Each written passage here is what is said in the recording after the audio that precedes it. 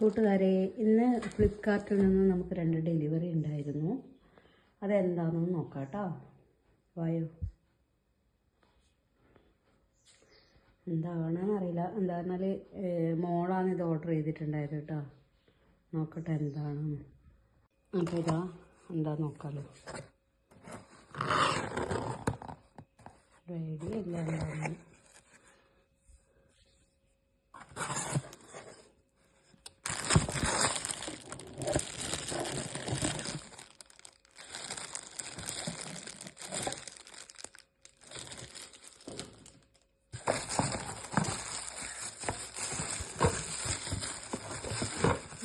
ഇപ്പം മനസ്സിലായി. ഇതാണ് സാധനം കേട്ടോ. എന്താന്ന് മനസ്സിലായോ?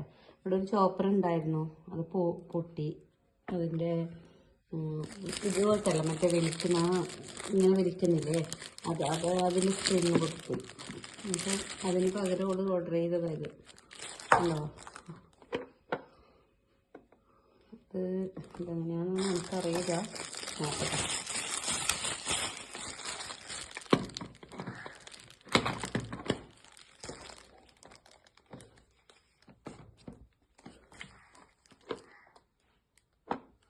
ഇതിന് ഇവിടെ ഒരു ബട്ടൺ ഉണ്ടോ, ഇത് ഇങ്ങോട്ടേക്ക് ആക്കണം. എന്നിട്ട്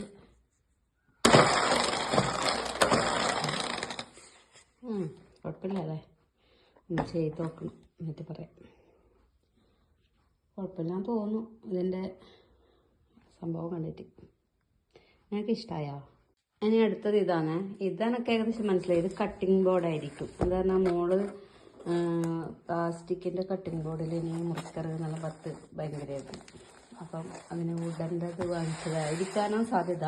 അതിങ്ങനെ എടുത്ത് പറയുന്നുണ്ടായിരുന്നു. നോക്കട്ടെ. അപ്പോൾ ഇതോ കത്തി ഉണ്ട് കേട്ടോ. കാണുമ്പോൾ സൂപ്പർ കത്തിയാന്ന് തോന്നുന്നു, അറിയില്ല. എന്തായാലും എടുത്ത് നോക്കാം. കുറേ കത്തികളുണ്ട്. എന്താ ചിക്കനൊക്കെ വെട്ടാൻ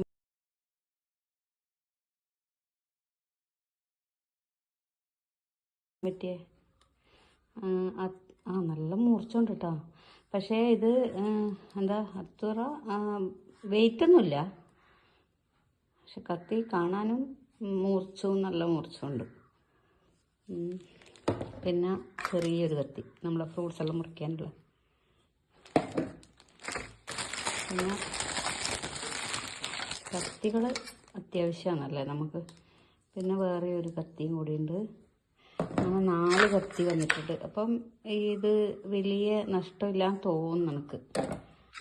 പിന്നെ ഒരു കത്രിക കൂടിയുണ്ട്, മീൻ വെട്ടുന്ന കത്രിക. ഞാൻ ഈ കത്രിക എൻ്റെ അടുത്തുള്ള കത്രികയൊക്കെ മൂർച്ചം പോയി, ഒന്ന് വാങ്ങണമെന്ന് വിചാരിച്ചിരിക്കുന്നതായിരുന്നു. എന്തായാലും സംഭവം കൊള്ളാം.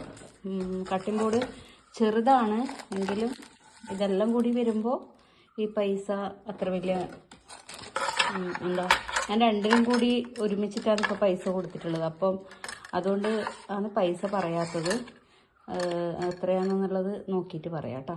പിന്നെ രണ്ടിനും കൂടി ഇതും ചോപ്പറും കൂടി എത്രയാ, 500 രൂപേൻ്റെ അടുത്തേ വന്നിട്ടുള്ളൂ.